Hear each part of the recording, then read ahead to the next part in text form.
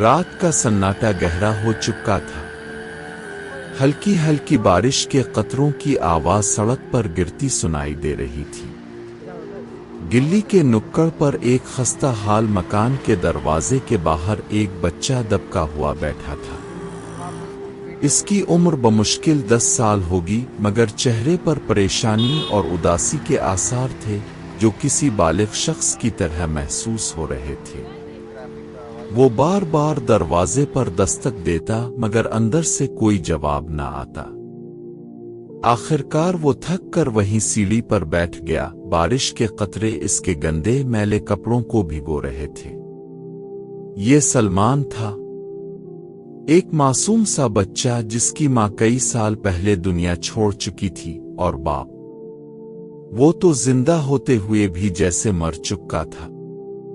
نشے میں دھت ہر رات بے خودی میں گزر جاتی اور ہر دن اسی کے لیے پیسہ جمع کرنے کی فکر میں۔ سلمان کئی بار اپنے باپ کی منتیں کر چکا تھا کہ وہ نشہ چھوڑ دے، مگر باپ کے لیے یہ ممکن نہ تھا۔ آج کی رات سلمان کے لیے عام راتوں سے زیادہ بھیانک تھی۔ آج اس کا باپ صرف نشے میں دھت نہیں تھا بلکہ غصے میں بھی تھا۔ شام کو جب سلمان نے اس سے کھانے کے لیے پیسے مانگے تو وہ غصے سے چیخنے لگا، تجھے ہر وقت کھانے کے پیسے چاہیے، میں تیرے لیے کام کرنے نہیں بیٹھا ہوں۔ اور اس کے بعد ایک زوردار تھپڑ سلمان کے گال پر پڑا۔ وہ چکرا کر زمین پر گر پڑا، آنکھوں میں آنسو تھے مگر اس کے چہرے پر خاموشی تھی۔ وہ اس سب کا عادی ہو چکا تھا۔ رات ہوتے ہی جب سلمان کو محسوس ہوا کہ باپ کا نشہ مزید بڑھ گیا ہے اور وہ چیزیں توڑنے لگا ہے تو وہ ڈر کے مارے باہر بھاگ آیا۔ لیکن اب کافی وقت گزر چکا تھا اور سردی میں بیٹھنا مشکل ہو رہا تھا۔ اس کے ہونٹ کانپ رہے تھے، جسم اکڑ رہا تھا مگر وہ اندر جانے سے ڈر رہا تھا۔ اس کا ذہن سالوں پیچھے چلا گیا۔ وہ وقت جب اس کی ماں زندہ تھی، جب یہ گھر جو اب ایک ویران کھنڈر لگتا تھا کبھی خوشیوں سے گونجتا تھا۔ اس کی ماں کی ہنسی، اس کا پیار بھرا لمس، وہ رات کے وقت کہانیاں سنانا سلمان کو سب یاد تھا۔ مگر اب وہ سب کچھ جیسے خواب تھا، ایک ایسا خواب جو کبھی پورا نہ ہو سکتا تھا۔ ماں کے مرنے کے بعد اس کا باپ جیسے ٹوٹ سا گیا تھا۔ پہل تو اس نے کوشش کی کہ خود کو سنبھال لے، لیکن پھر دھیرے دھیرے وہ نشے کی لعنت میں گرفتار ہو گیا۔ سلمان کے لیے زندگی مشکل ہوتی گئی۔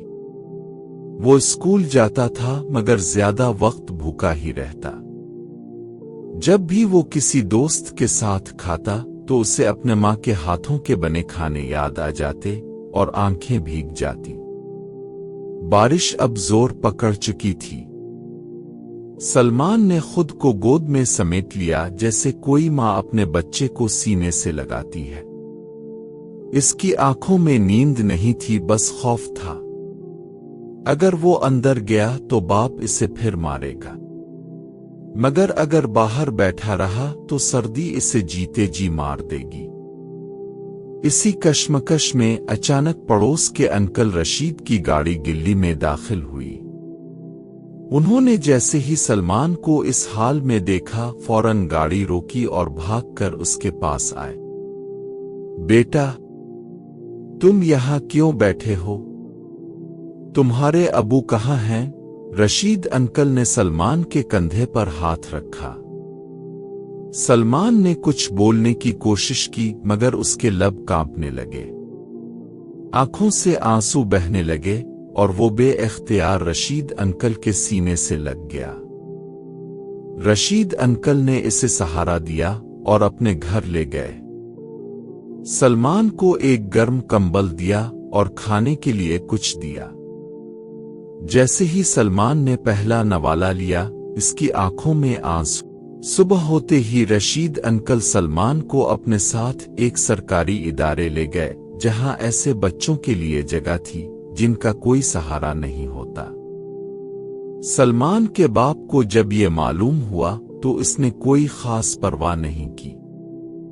وہ پہلے ہی اپنی دنیا میں کھویا ہوا تھا۔ سلمان کو اس ادارے میں پیار اور عزت ملی جو شاید اپنے گھر میں کبھی نہیں ملی تھی۔ وقت گزرنے کے ساتھ اس نے پڑھائی میں دل لگایا، اور کچھ سالوں بعد جب وہ بڑا ہوا تو اس نے خود فیصلہ کیا کہ وہ دوسروں کے لیے کچھ کرے گا۔ ایک دن وہ اسی گلی میں واپس آیا جہاں اس کا پرانا گھر تھا۔ وہ دروازہ اب بھی ویسا ہی خستہ حال تھا جیسے برسوں پہلے تھا۔ اس کے باپ کی خبر ملی کہ وہ زیادہ نشہ کرنے کی وجہ سے ایک دن اکیلا ہی مر گیا تھا۔ سلمان کی آنکھوں میں آنسو آ گئے، مگر اب وہ خود کو بے بس محسوس نہیں کر رہا تھا۔ وہ جانتا تھا کہ اس کا ماضی دردناک تھا، مگر اس نے اسے اپنی کمزوری نہیں بلکہ اپنی طاقت بنا لیا تھا۔ آج وہ ایک کامیاب انسان تھا جو ایسے بچوں کے لیے کام کر رہا تھا جو خود کو بے سہارا محسوس کرتے تھے، کیونکہ وہ جانتا تھا کہ کوئی بھی بچہ بے سہارا نہیں ہونا چاہیے۔